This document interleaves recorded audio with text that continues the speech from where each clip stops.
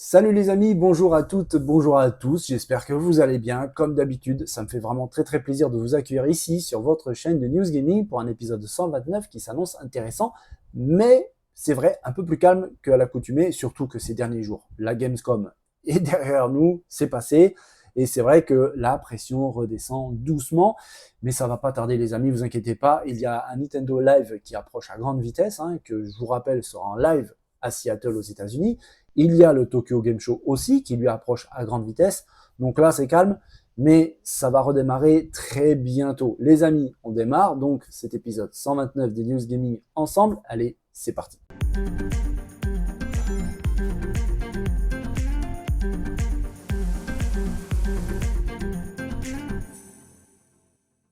Allez les amis, on démarre tout de suite l'épisode 129 des News Gaming avec enfin un jeu qui pointe le bout de son nez dès aujourd'hui. J'allais dire bientôt, mais en fait c'est même plus tôt que ça parce que c'est carrément aujourd'hui, le 29 août, que sort enfin Under the Waves, un jeu qui avait suscité pas mal d'intéressement, beaucoup de curiosité par pas mal de monde, y compris moi, parce que sa DA était assez particulière, parce que son scénario semble plutôt pas mal. Le jeu arrive enfin, on va pouvoir le tester manette en main pour voir ce qu'il en est. Mais déjà, Quantic Dream, l'éditeur, a décidé de dévoiler une belle et longue vidéo de gameplay, 17 minutes, qui montre le jeu avec beaucoup de détails.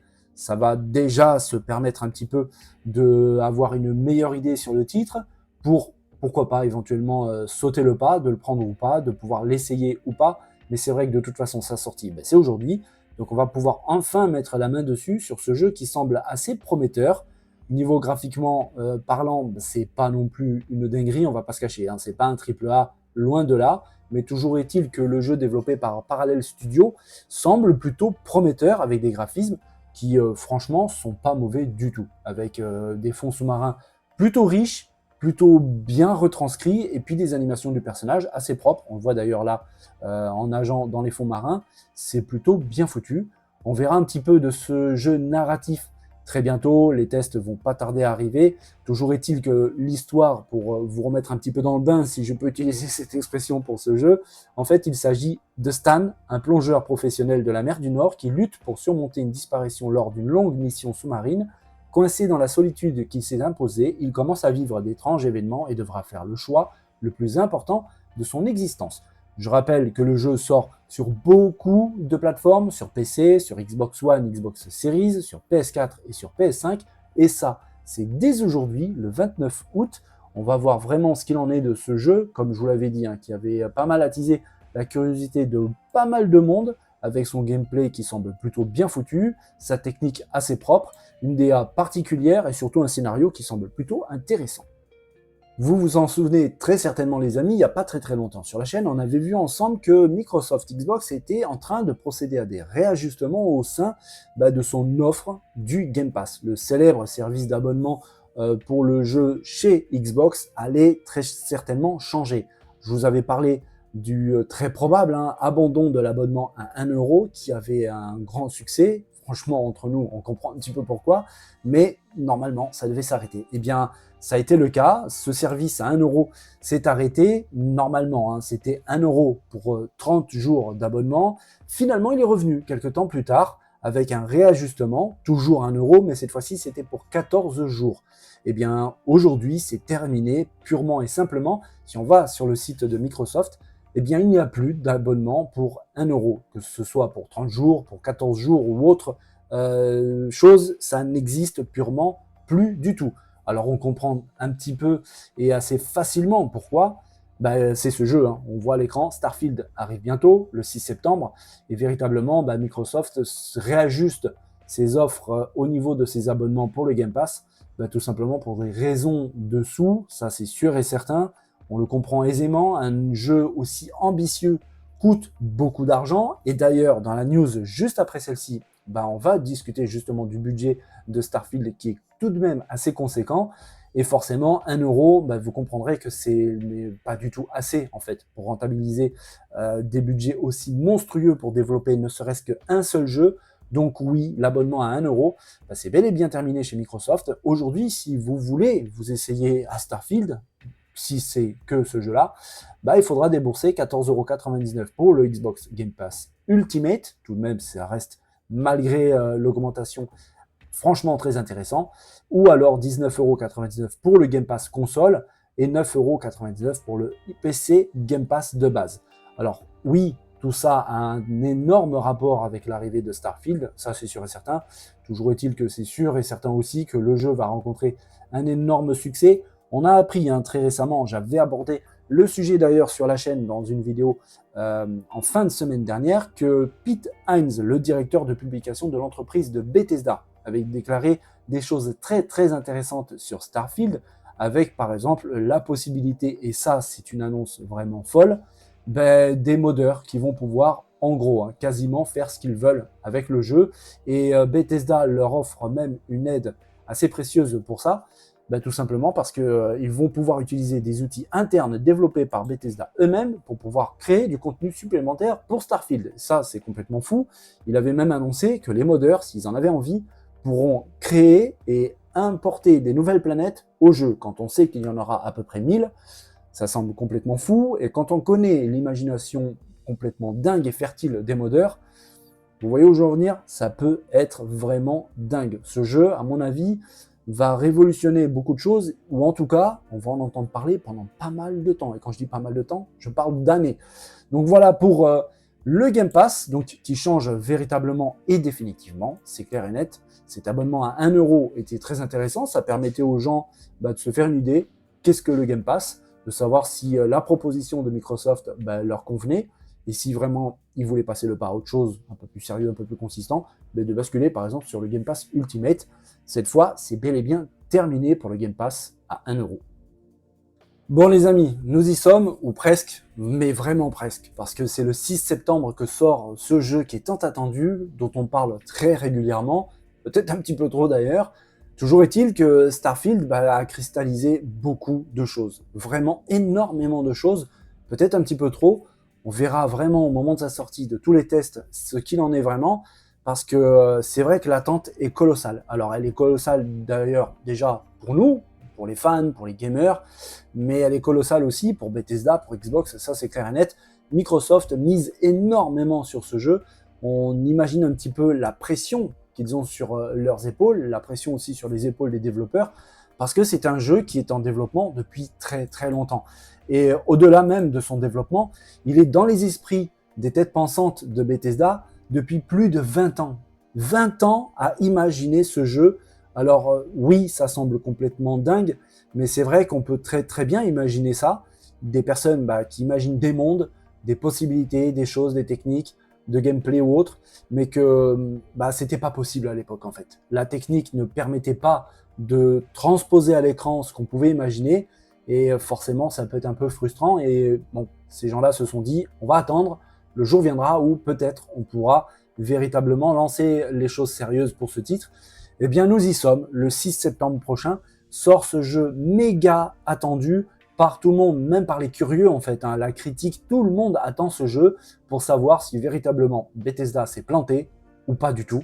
Et croyez-moi, à mon avis, la pression doit être très très forte, mais j'ai l'impression que malgré tout, les équipes de Bethesda ont tout de même pas mal confiance dans le jeu. Un jeu qui a coûté très très cher. Véritablement, ça a coûté une véritable fortune.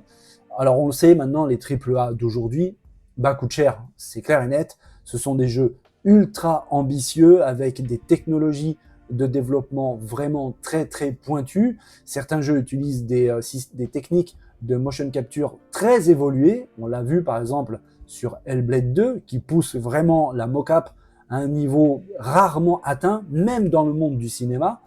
Des jeux avec des mondes gigantesques, avec des textures mais folles, des résolutions très élevées, avec des lignes de dialogue immensément riches. Et puis évidemment, il faut du monde pour développer tout ça. Il faut du monde, il faut beaucoup de monde.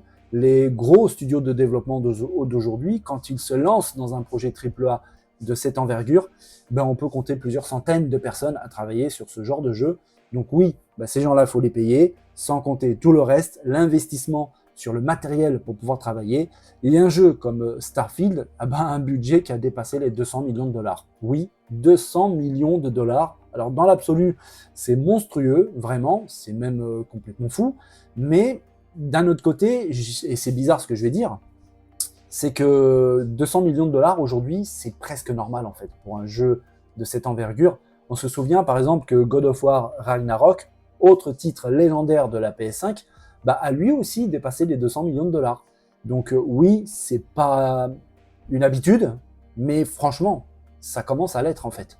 Parce que des gros jeux arrivent, Horizon Zero Dawn ou d'autres titres de chez PlayStation ont coûté très très cher, The Last of Us par exemple. Il y a aussi la série des GTA. Très probablement GTA 6 va exploser ce genre de chiffre de 200 millions de dollars. Toujours est-il que ça reste quand même pas mal. Et en fait, cette information était partagée par David Reitman, qui est une personne spécialisée dans la stratégie et croissance de revenus, et surtout dans le secteur du jeu vidéo.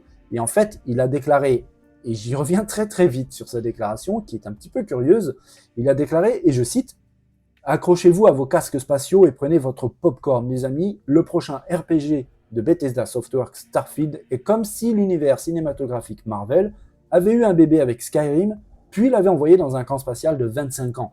La vision créative de Todd Howard, un homme qui a dû attendre que la technologie rattrape son retard pour que la vision se réalise, est désormais prévue pour le décollage le 6 septembre. Avec une équipe de plus de 500 personnes et un budget de plus de 200 millions de dollars, ce jeu promet un univers si vaste qu'il vous faudra un GPS spatial. » Alors, cette déclaration, sincèrement les amis, et je pense que vous avez un peu la même impression que moi, j'ai carrément l'impression que c'est une accroche publicitaire pour le jeu, parce que c'est clair que c'est tellement enthousiaste, ça met tellement en valeur le jeu et les équipes de développement de Bethesda, que oui, ce genre de phrase, de prise de parole, pourrait très très bien se retrouver en bas de page d'une page de publicité pour Starfield. J'y verrais aucun inconvénient, tellement ça respire la publicité.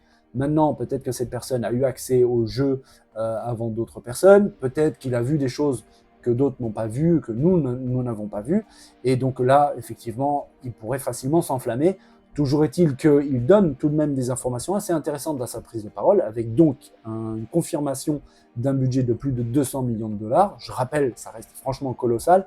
Et puis surtout, une équipe de développement qui a dépassé les 500 personnes. 500 personnes qui ont travaillé d'arrache-pied sur Starfield. C'est absolument colossal, c'est monstrueux. On imagine un petit peu cette espèce de fourmilière véritablement qui devait grouiller de vie autour de ce jeu. La pression également sur les épaules de toutes ces personnes. Ça semble vraiment fou, mais je vous l'ai dit, dans les jeux récents, les gros AAA, qu'on a l'habitude surtout de voir du côté de PlayStation, c'est quasiment une habitude maintenant. Des jeux type The Last of Us, Uncharted, ou encore les derniers God of War, ça devient quelque chose d'assez habituel, et c'est sûr et certain, chez Rockstar, avec par exemple Red Dead Redemption 2, avec les GTA et surtout le prochain GTA 6, c'est la même chose. Les équipes de développement sont gonflées au maximum, les budgets sont gonflés au maximum, et d'ailleurs c'est pour ça que The Elder Scrolls 6, qui est en développement chez Bethesda, a pris énormément de retard, parce que quand on voit que 500 personnes, plus de 500 personnes ont été affectées à Starfield, évidemment, il ne restait plus grand monde pour s'occuper de ce RPG mythique qui est Elder Scrolls. Maintenant, Starfield, son développement est terminé, il sort le 6 septembre. Le personnel va pouvoir basculer doucement mais sûrement vers The Elder Scrolls 6. Donc on attend ça avec impatience. Et quand je dis de patience, il va falloir vraiment beaucoup, parce que Phil Spencer avait déclaré que le jeu pourrait peut-être sortir pour l'année 2028. Donc c'est pas demain. Là, Starfield donc arrive avec un budget monstrueux, avec une équipe monstrueuse. On attend de voir maintenant si le jeu lui-même est monstrueux. J'ai vraiment hâte. On verra. Je vous l'ai dit dans une vidéo précédente. Malheureusement, le 6 septembre, il arrive quelque chose pour moi que je pourrais véritablement ne pas pouvoir mettre la main dessus. Vous verrez bientôt le 6 septembre. Mais je fais confiance à tout le monde, à vous les abonnés, et puis aussi à tous les autres testeurs et autres youtubeurs pour en faire des tests vraiment très intéressants et poussés. Et à mon avis, il va en falloir vraiment des tests poussés pour un jeu qui s'annonce absolument colossal. Alors on vient tout juste d'aborder rapidement le sujet de The Elder Scrolls 6, un RPG très attendu d'une saga mythique développée par Bethesda. C'est clair, il va falloir vraiment être très patient pour pouvoir mettre la main sur ce 6e épisode, mais quand on aborde un petit peu ce sujet des RPG emblématiques, forcément on peut aussi penser à Dragon Age, qui est très attendu, un numéro 4 qui est très très attendu, mais il est possible qu'il va falloir être patient aussi. Tout simplement parce que, et là arrive une question, qu'est-ce qui se passe chez BioWare? Qu'est-ce qui se passe chez ce développeur emblématique qui est à l'origine de jeux vraiment mythiques et qui travaille donc sur Dragon Age 4, mais qui malheureusement, en ce moment, visiblement, fait face à des difficultés. Il est obligé de se séparer de pas mal de monde avec des licenciements qui pourraient avoir un impact assez fort sur le développement de Dragon Age 4. On va voir ça ensemble, les amis, parce que c'est pas un ou deux ou quatre licenciements, mais bien une cinquantaine, avec une prise de parole du directeur général de BioWare, qui s'appelle Gary McKay, qui a déclaré: si vous vous demandez quel sera l'impact sur Dragon Age Dreadwolf, permettez-moi de préciser que notre dévouement envers le jeu n'a jamais faibli. Notre engagement reste identique et nous travaillons tous dans le but que ce jeu soit digne du nom Dragon Age. Nous sommes confiants que nous disposerons du temps qu'il faut pour s'assurer que Dragon Age 4 atteigne son plein potentiel. Alors, c'est une prise de parole assez positive, on voit qu'il cherche très certainement à rassurer tout le monde. Toujours est-il que les signaux renvoyés par BioWare sont tout sauf rassurants, ça c'est clair et net, tout simplement parce qu'on vient d'apprendre que le studio s'est séparé d'une personne très importante qui s'appelle Lucas Christiansen, qui a été donc remercié par le studio. Cette personne a passé plus de 20 ans chez BioWare, et donc forcément, il connaît parfaitement l'entreprise, il connaît parfaitement les équipes. Il avait travaillé dès les premiers Baldur's Gate, Mass Effect, Star Wars Knights of the Republic, et forcément, il était aux manettes de Dragon Age 4, qui est toujours en développement, et c'est assez compliqué parce que une des personnes qui travaille chez BioWare a déclaré sur Twitter: j'ai été abasourdi d'apprendre que BioWare s'était aussi séparé de Lucas Christiansen. Il était présent depuis Baldur's Gate, c'est lui qui a écrit les personnages de Minsk et du Joker, l'un des plus anciens employés du studio. Chapeau bas à lui, j'espère que tout se passera bien. Et c'est pas la seule prise de parole, parce qu'une autre personne qui, elle aussi, a été licenciée par BioWare, une personne très importante et qui est dans l'entreprise depuis très longtemps, parce qu'en fait, elle a rejoint les équipes du studio en 2006. Cette personne s'appelle Marie Kirby, qui a déclaré sur Twitter un petit message teinté d'humour: hey, dis donc, si quelqu'un cherche une scénariste, conceptrice narrative avec une grande expérience, je suis disponible. Donc oui, cette personne aussi a été, j'allais dire supprimée, mais elle a été licenciée par BioWare. C'est assez problématique parce que plus de 50 personnes, avec en plus des personnes aussi importantes dans la narration pour un jeu de RPG, entre nous, c'est pas super rassurant. Le jeu est toujours en développement. Le directeur de BioWare a fait donc une déclaration qui cherche un petit peu à rassurer tout le monde, mais je suis pas vraiment convaincu, sincèrement, de ce message. Surtout qu'en plus de ça, le célèbre journaliste Jeff Grubb, qui a eu pas mal d'informations, a déclaré que normalement le jeu devrait sortir en été 2024, donc l'été prochain, mais que très probablement il pourrait être repoussé. Et là, on ne connaît pas la limite de ce report. Et toujours est-il que quand on voit ce nombre assez important de licenciements, avec en plus de ça des personnes très importantes dans le style de jeu qui est développé actuellement, Dragon Age 4, oui, si le jeu est repoussé, je serais vraiment pas étonné. En gros, depuis le flop de Anthem, ça va pas très bien pour BioWare, qui petit à petit se sépare de quelques éléments. Mais c'est vrai que là, il y a clairement une accélération, plus de 50 personnes qui sont licenciées, avec des gens très importants, des gens qui sont là depuis longtemps, des gens qui connaissent parfaitement l'entreprise et l'esprit de l'entreprise, et puis les jeux pour lesquels ils ont travaillé, avec par exemple des personnes qui étaient là au début de Baldur's Gate, Mass Effect, avec des scénaristes de renom, des concepteurs narratifs vraiment spécialisés dans ce type de jeu. On verra s'il y aura un impact sur le développement du jeu. Si le jeu aurait dû sortir là, demain, entre guillemets, ça aurait pas été très grave, vraiment, parce que en gros, le jeu aurait été terminé. Maintenant, on ne sait pas du tout quand est-ce qu'il sortira. Et là, ça pose un problème, parce que il est très probable que la narration, que le scénario n'est pas terminé. Si la personne qui s'occupait de ça part, ça peut être un problème. Voilà les amis, c'est tout ce que j'avais à vous dire pour l'épisode 129 des News Gaming, certes un peu plus calme que ces derniers jours, en même temps il y avait la Gamescom qui est parti, c'est terminé, on peut souffler un petit peu, mais vous inquiétez pas, ça va redémarrer avec le Tokyo Game Show qui approche, avec le Nintendo Live à Seattle qui approche aussi. Donc là, on en profite un petit peu pour reprendre nos esprits, un peu de force et d'énergie pour repartir à la bataille. Et franchement, ça nous fait plaisir. Les amis, j'espère sincèrement que cette vidéo vous a plu. Si c'est le cas, vous savez quoi faire. Je vous laisse gérer ça. Vous le faites vraiment parfaitement bien. Et tous ceux qui n'ont pas encore rejoint l'aventure, je vous invite à cliquer sur le bouton abonner. Vous êtes au bon endroit pour avoir des news fraîches et de qualité. Les amis, je vous souhaite à tous une belle et bonne journée. Portez-vous bien. N'oubliez pas de vous amuser, c'est très important. Et je vous dis à très vite pour le retour du News Gaming. Allez, bonne journée à tous. Bye bye.